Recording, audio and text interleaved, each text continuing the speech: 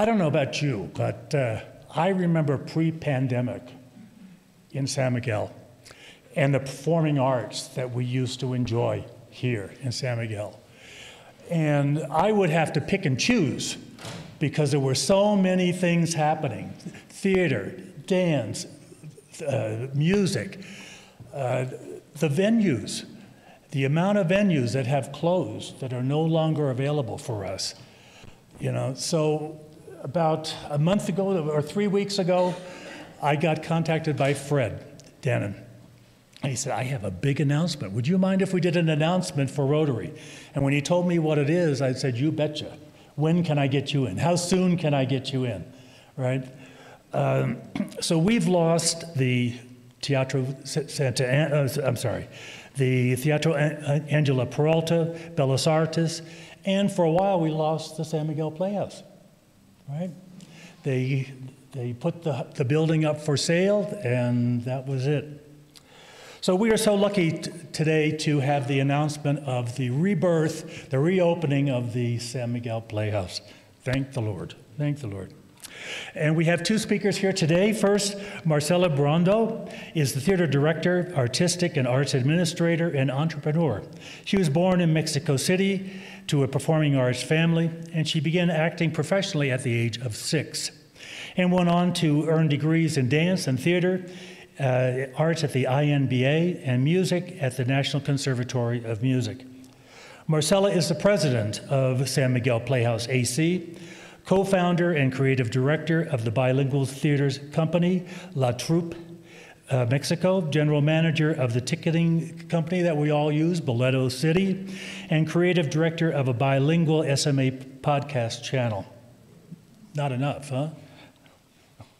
Then we have Fredric Dannen. Everyone should be familiar with Fred. We've seen lots of his shows that he's produced around town for years.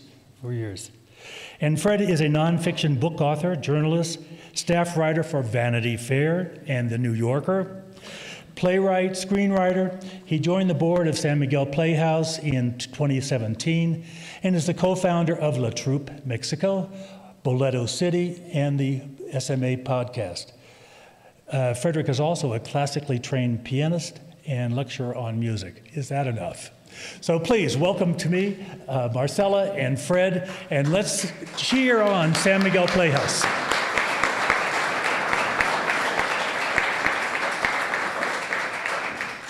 Well, thank you very much for the invitation. We're honored to be here.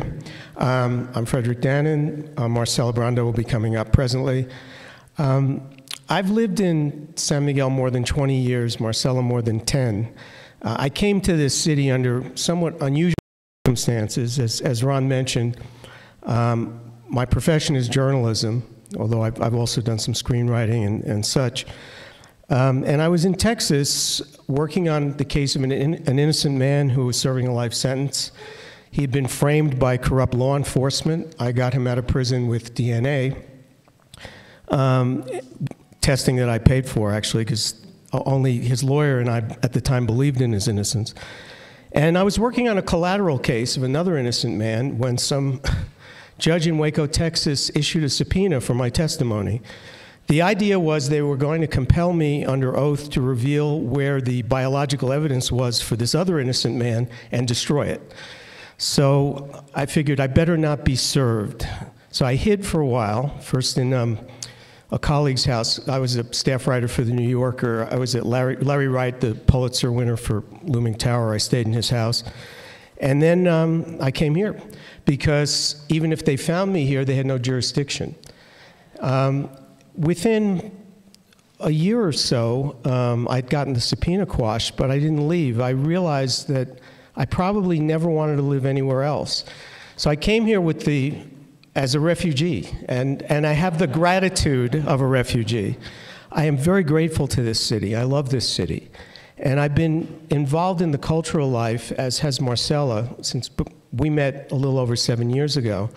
She was working, she can speak for herself, and she will, but she was doing a lot of volunteer work, cultural youth programs, music in the streets, in the parks. She was introducing children to some of the first classical music they'd ever heard. I got involved with a lot of NGOs, particularly Libros para Todos. I produced the Steinway series concerts, sometimes played the piano for them, mostly produced concerts. And in Bellas Artes, which as Ron mentioned, is off limits now. And the idea of wanting to give back. During the COVID lockdown, Marcela and I created a cultural podcast channel for San Miguel. We've always been very much interested in this.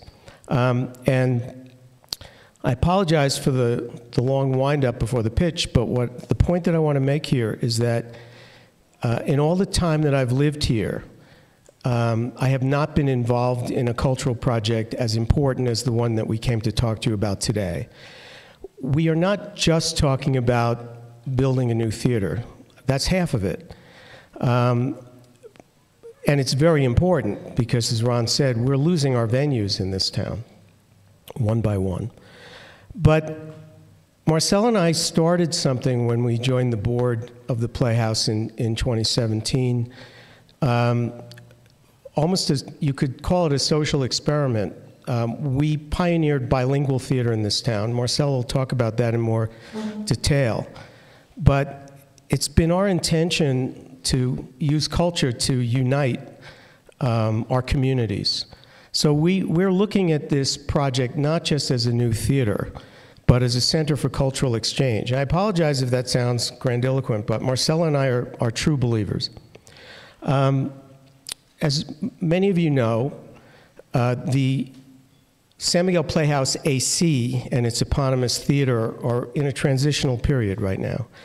Our founder and past president, Jim Newell, died last year, sadly. And we're in the process of putting together or registering a new acta. It's taking a little longer than we'd hoped. Marcela is designated to be the new president. And our building was put up for sale. We were asked to leave this past summer, actually a little before that. And so we have signed we've made an agreement for a new building. People have been speculating about that or asking us about it for a while. We're going to reveal publicly right now, here, for the first time, where it is. But the part of the problem that we had with the previous building, which was in Colonia Independencia, was that we were really living month to month. We didn't have a lease. This new partnership that we're forming, it's with, I'm not going to name the family because I want to respect their privacy, but this is a muy educado, very cultured Mexican family. They're thrilled that there'll be a theater in a property that they own. We will have a very long-term agreement that'll be renewable. So, is Diego back there? Yeah. The building that we're moving into is in Colonia La Luz. You can see the unmarked white building. This is a Google Maps image. It's not the best, but it's in a row of buildings. If you show the next one, Diego, you get a sense of where it is. Right around the corner is La Lucienaga. The hotel where you used to have your Rotary meetings is just up the street. It's very easy access. Of course, as always, our theater has always had taxi concierge service, but there's parking in front and back, streets which will be secured parking. What Marcela and I did, what you're going to see next, we made a couple of sketches, and this is not positively exactly how it might look, but we do want to have a traditional theater marquee. The sign that's perpendicular, I don't know if it'll be that shape. Some people may think it's a chapel. Of course, that's what a theater is, you know, like a temple. But it's a T for theater or teatro, if you will. But the idea is that cars driving in either direction can see this is a theater. But it's particularly important to us. We own the interior of the previous existing playhouse, so we have seats and we have some equipment. Most of the equipment, particularly the lighting, we are going to need to replace. We'll talk about that a little bit more presently. But the idea of this building is that it's going to be acoustically pristine for live theater and also for chamber music. We need a music recital hall in this town. Cliff Foster, who's in the front row, who's working with us, he and I programmed the Chamber Music Festival this year, and we love the people at the Third Order Chapel. They're a wonderful group of people. But you don't want to hear a string quartet in a chapel. It's acoustically, it's just not right. It's great for Handel's Messiah. We really need something that's acoustically correct for this. We're working with an extraordinary acoustic technician who's also a concert pianist on the acoustical design. But what I most want to say about this new theater is that we have our company, La Troupe, which does, as I said, bilingual theater. San Miguel Playhouse is also a theater company. And Cliff and Marcela and I are starting what we're calling the San Miguel Chamber Music Society, where we are going to be presenting chamber music concerts year-round, mostly featuring talented Mexican musicians. We have just not heard enough from them. This past August, when we were doing the Chamber Festival, unfortunately, we couldn't do it because the owner of the building in Independencia wanted us out. But we were preparing to bring a dozen superb musicians from Culiacan. We had plans to do Carnival of the Animals and Peter and the Wolf bilingually, and full productions and many other chamber music concerts. These are great musicians, and I'm not knocking the groups that the festival has brought from the U.S. and Europe, but they're from the U.S. and Europe. It's not right to us. We have so much talent here. Many of you may know of the San Miguel Met Opera Trust, great organization. My dear friend Joan Mitchell couldn't be here today, but they have been highlighting great Mexican vocal talent.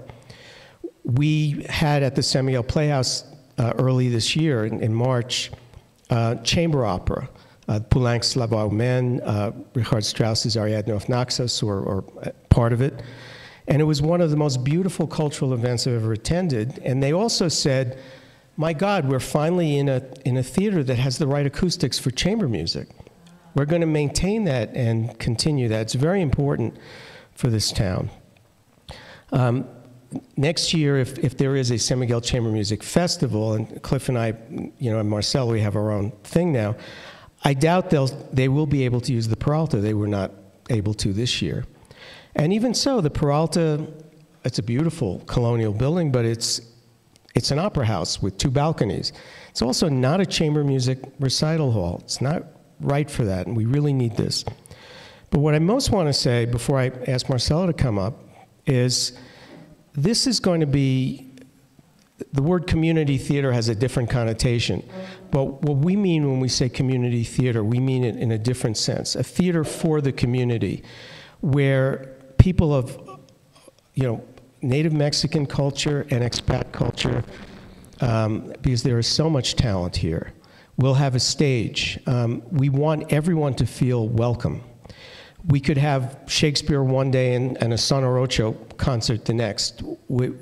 It's very important to us that we be a center for cultural exchange, as I said. I think it's ironic in a way when San Miguel achieved UNESCO World Heritage status. Everyone knows that happened, but not a lot of people know what the criteria were. They think it's just, it's this beautiful, architecturally beautiful city with historic importance. But one of the key reasons was what they called cultural interchange. But what they were talking about were Spaniards, Mexicans, and Amerindians from centuries ago, not recent cultural exchanges. And that has to change. When Marcela directed Las Madres at the San Miguel Playhouse in 2018, they had just had a presidential election that turned quite a lot on the disappearance of the students. The biggest political issue at that time in the United States was parents and children being separated at the border. And this was a play about the kidnapping of children in Argentina during the junta. Our audience, we had sold-out performances. Our audience was 50-50 Mexican expat.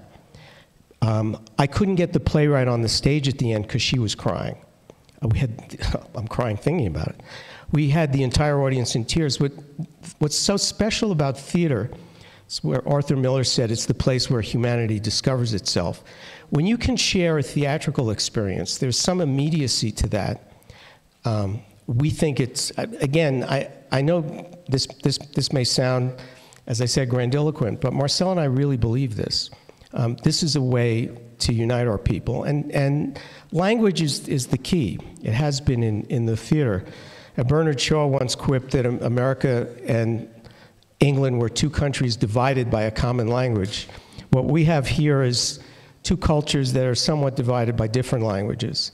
And by using our super title system, which we also use for the chamber opera, we're able to have more of these shared experiences. I'd like Marcela to tell you a little bit more about how we created La Troupe and the whole concept of bilingual theater.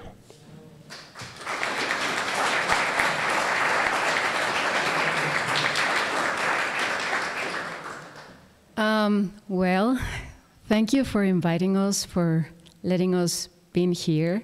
I'm sorry my English is not perfect, but I will try to do my best. Well, as Fred said, when I've been living in San Miguel for 11 years now, and since I arrived, I've been working mainly in creating projects that can bring the two communities, very separated, very segregated, at least as I saw back then, the Mexican community and the US expat being together, how we can be together in the same venues under the same roof, how we can share the same show experience. And I started, as Fred said, developing concerts in the streets with children in colonias, vulnerable and poor colonias like San Luis Rey, how we can bring some of the things that we can enjoy in Centro that they don't enjoy. People who were born in San Miguel, who lives in these colonias, they don't come to Centro because they feel that they don't belong here, and that is sad. That is absolutely very sad. And we think that San Miguel is a very cultural city, but they don't. So I was developing these projects to bring music to them, to their streets, to their homes, and it was amazing. It was so beautiful, the experience these little children had when they saw a cello for the first time, when they heard Bach for the first time, right? So that was very encouraging for me, and I wanted to keep this project. And when I met Fred, he really believed in this, and that's how we started La Troupe, but instead of music, with theater. So he was very impressed the first time I took him to microteatro, right. I don't know if you've ever been in microteatro, but this was like little, it was a house divided in different rooms, chambers, and they were presenting 10-minute short plays in Spanish mainly. And when I took him there for the first time, he was like, where are these actors coming from? I didn't know nothing about them, and they're so talented. Yeah, they're my friends, and we do theater here. And he said, like, oh, why we don't work with them, you know, and I can bring the audience from the expat audience that they are very enthusiastic about theater, and we can share the experience. And I said, okay, let's try. And guess what? Worked. It was amazing. Our first experience with Long Day's Journey tonight. We did the production into Spanish with Mexican actors. Of course, probably the 70–80% of the audience was expats, but we could bring Mexicans to a theater that was attended only by US Americans. So we were achieving what we wanted. We were sharing the experience with Mexicans and with expats. We were bringing people from San Miguel that they were not interested in theater. They were not interested in music because they thought that that doesn't belong to them. Now they thought, yeah, this is us. Now we can share this together. So this is our mission. And what we wanted to do with the San Miguel Playhouse now is continue that mission, is sharing the experience, not only because it's nice, not only because it's beautiful, listening amazing music, chamber music, or because it's entertaining, watching good theater. It's because through arts, we have the opportunity to know us better. Arts, it's a mirror where we can analyze ourselves, when we can know what is lacking in our society, how we can make better societies. That is the mission of arts, and that's what Fred and I want to do, to continue.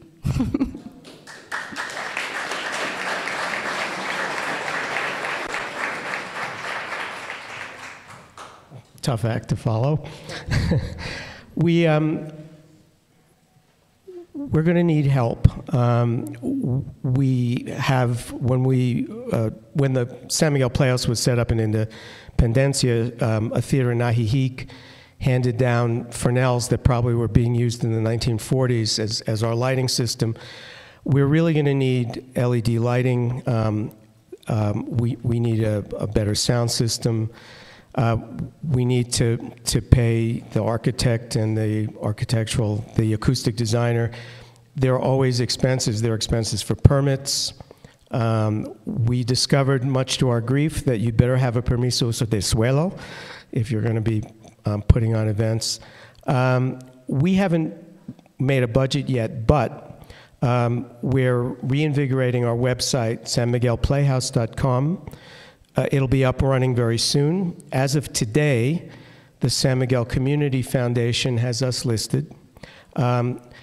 They can start collecting donations on our behalf, although we have to set up our new ACTA and bank account, but they can hold it for us.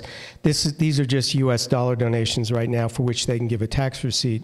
But if you visit their website, San Miguel Community Foundation, and look in their list, you should see San Miguel Playhouse as of today. What we're going to do on the website is be very, very transparent and specific about things that we need and what they cost. We want to have an up-to-the-minute listing of what we've collected and what it's used for. If donors want to be anonymous, they can be anonymous. If they want to be named, they can be named. I mean, it's again, the whole purpose of this exercise is we're part of the community, and I can't say this enough. I'm grateful every day to be living here, and I've always, I mean, I'm still working as a journalist, and I have a TV series project now. I make a living. All of this cultural thing, even Boleto City, we pay salaries. I've never taken a peso out of that business for myself. I don't need to, I don't want to. We want to give back, and we simply need help. Marcela, we don't yet have a specific budget, right? I mean, we know what certain things are going to cost. Yeah. We only have estimates. It was very gratifying to see recently the organ project. Sure, is that someone's phone? It's not mine, right? Okay. I thought maybe it was mine. The organ project recently, I mean, they raised over $100,000 to put this beautiful pipe organ in the Third Order Chapel. Most of that was local donations. All of these things are so important. We're not doing this alone, but the other thing you may have noticed about the San Miguel Playhouse in its previous incarnation, it was originally set up, and this is, we love Jim Newell, I adored Jim. And when we came to Jim with the idea of doing Long Day's Journey into Night in Spanish, 3.5 hours with English super titles, he didn't say, "You're crazy." He said, "Come on, let's do that." We later found out that Jim had written a PhD on that play and had named his son Jamie after Jamie Tyrone from the play, but we didn't know that at the time. But he was also a believer. But when they set that up, the idea was that there were a lot of particularly retired expat actors who still had their Screen Actors Guild cards and AFTRA, and they wanted a place to perform, and that was beautiful. But our mission has been to expand that, like I said. And when people came to see Long Day's Journey in Las Madres, and then later on, like Son Orocho and things like that, there were people who had never set foot in the San Miguel Playhouse and had not felt welcome before. And like we said, we have to change that. So we think this will not only be the best, most comfortable, acoustically pristine theater that we have in this city, and the one that really looks like a theater from the outside, but it will serve a mission that I don't think anyone else is fulfilling. We think other people will catch on. We've noticed that other people have started to use super titles in their productions, and it's very gratifying. What am I forgetting? I'm ready to take questions. Yeah, well, I don't actually have numbers. I can tell you that LED lighting by itself probably costs about 700,000 pesos to do it properly. Proper sound system is probably around 400,000. I mean, it's already 1 million pesos. But we're not just looking for donations. We want partners. We want help. I mean, there may be people out there with expertise in certain areas. They may know a lot about, lighting equipment or acoustical equipment. They may be interested. They may have an acoustic grand piano they want to donate. We don't know, but we want to talk to everybody who is interested in participating in this project. The other thing I was going to say is that the Playhouse in its original incarnation was dark a lot of the time. That has to change also. We need to keep this stage operating, 7 days a week, and with all kinds of events, not just our own, but other production companies, including companies from outside San Miguel. We brought Hernando Gonzalez, who's now at the National Theater, to do his Richard III. We brought that to the San Miguel Playhouse. That was a visiting production. It was spectacular. We need to be doing more of that as well. There's a lot of great talent elsewhere in Mexico that would like to have an audience here, to build an audience here, and they need a stage. So the important thing for us, once we open, is that we want to keep a steady flow of activities. But I was going to make a point, and I've lost what that was. Yeah, what that was. Well, probably that is it, that we want to continue this database of donations and collaborations, not only for the beginning of the... Right, this has to be an ongoing thing. Cliff was able, when we were working with the Chamber Festival, we put together this string orchestra concert, almost all Mexican musicians, many of them from Querétaro.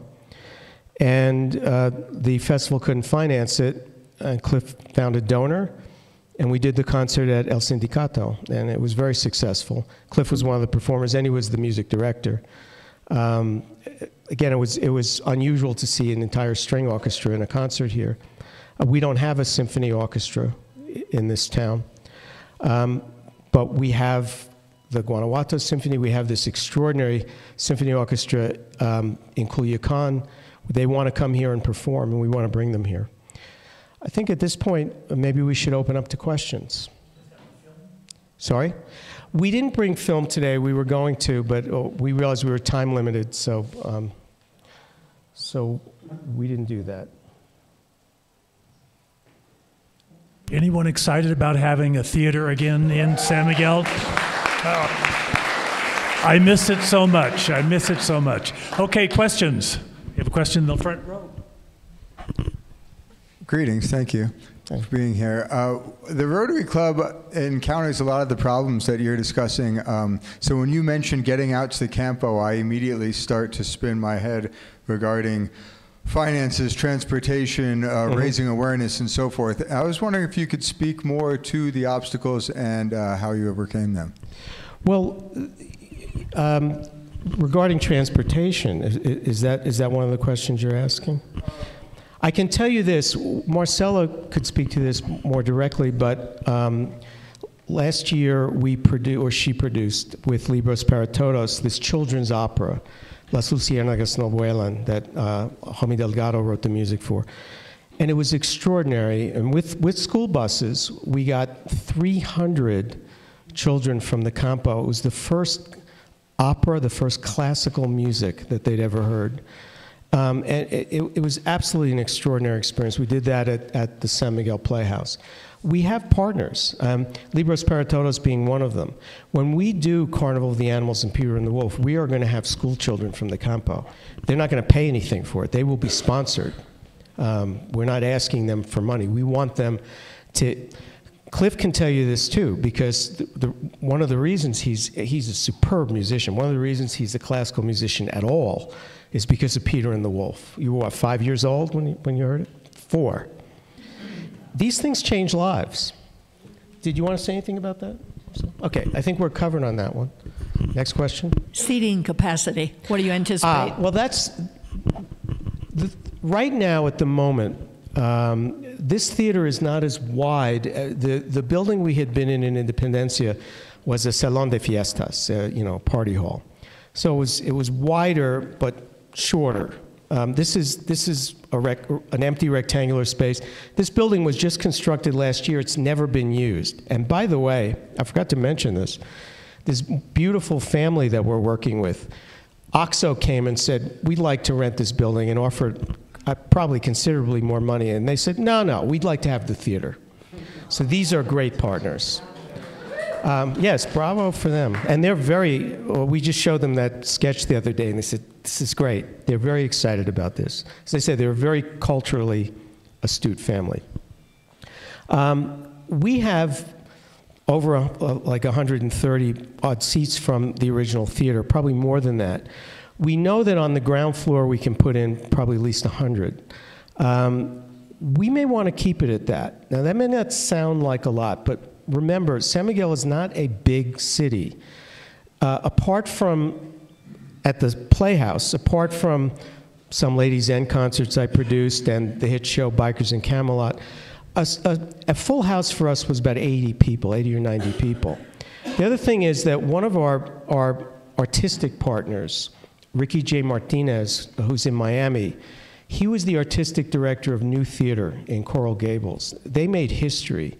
They debuted plays that won Pulitzers. They were the first to do Anna in the Tropics. That was a 100-seat theater, a building about the size of ours. People who are in the national company will tell you, the national companies, they have big theaters, but they also have theaters around that size. We think it's a good size. Now, we could end up expanding later on. We also have good reason to believe there will be a privately owned, larger performing arts center in San Miguel before too long. That's a longer-term project. We want to get this completed as quickly as we can. And again, that's going to depend on the success and speed of our fundraising. The faster and better we can do that, the sooner we're going to have this building open. So this question is about a similar subject, but historically, attending cultural events here in San Miguel, the conversation frequently among expat community was that the price point to attend was a prohibiting factor for the Mexican community to support it. How do you hope to address that, and is that accurate? Yes, it is accurate. And post-COVID, the prices went up more because when we reopened, we only had 50% seating, and just to break even, we had to raise ticket prices, and people started getting used to that, but I think the prices are too high. What we did in the original San Miguel Playhouse When we did plays in Spanish, we had different sections because it was a thrust stage. Thrust stage meaning that it's sort of like a half moon. That's because that was a wider space. We're going to have a proscenium stage in this theater, so it's different. But we had a section that was perpendicular to the stage where you couldn't really read the super title screen.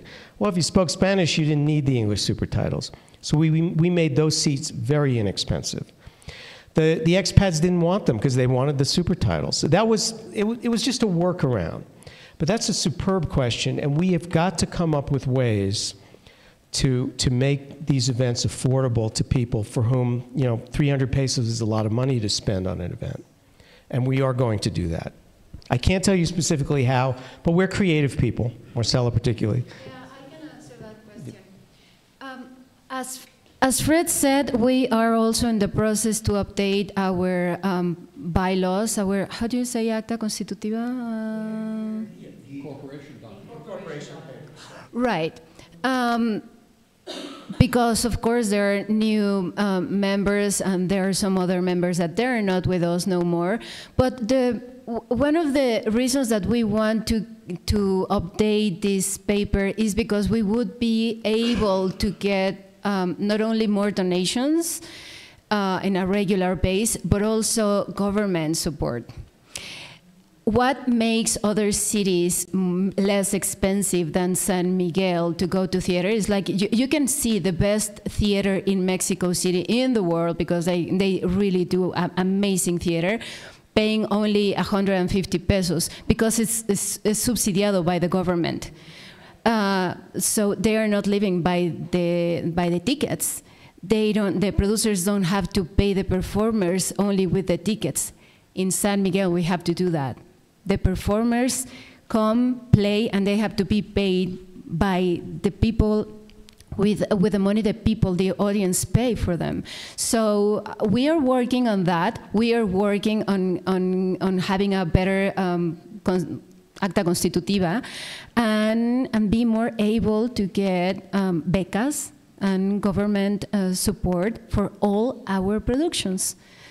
That's how we can decrease our prices, our ticket prices. What's your expected launch date? Sorry? What's our expected launch date? When will we open? Oh, another, when we are going to open? Okay, yeah, the question. Yeah, the question. That depends on how much money we can get as soon as possible. Yeah, if we can have 4 million pesos in a month, we can hire enough people and enough specialists, and they can work hard and fast. So basically it depends on the money. But we made a good deal with this amazing family that Fred already mentioned, that they gave us a window of several months so we can work on the adaptation of the theater and start to operate. And until then, we would be able to pay the full rent. Now they're giving us, like a good price while we started, finally. And by the way, a shout out to Fred Collins, because he supervised the moving of the entire interior of the old San Miguel Playhouse to the new building where all that's being stored. And he did it in 10 days. Our estimate was 2 months. He did it in 10 days. So, and brilliantly. Yes, question.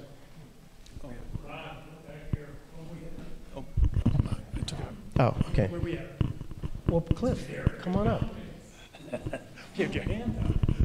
I did. I've asked Cliff to come up also because he wanted to make a comment. Let's take your question. Okay. Have you made President Trejo aware of what you're doing? He is very, very concerned about Mexicanos getting access to some of the things that expats have. And we were working very closely with Sofia Alvarez, who I think was your speaker a week ago. The office was trying to help us get access to the theater so we could do these bring these great musicians from Culiacan, bring the school children to see Pedro el Lobo y Carnaval de los Animales, but they were not able to help us in time. But we were grateful for the effort. We will work with whatever administration is there. I don't think anybody can feel anything other than support for what we're trying to do, because we're sincere in our beliefs. Yeah. Just real quick, before I moved to San Miguel 5 years ago, I was with the San Francisco Ballet Orchestra for many, many years. But the last 10 years I was in the Bay Area, I put together a chamber music series, 5 concerts a year for 10 years.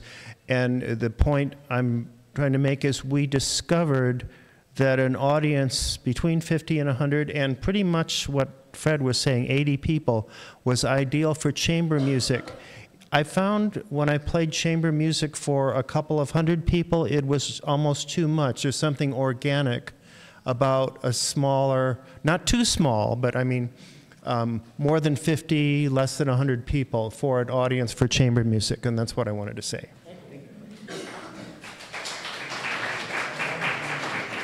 Thank you very much. Let's give him another round of applause, please. Thank you very much.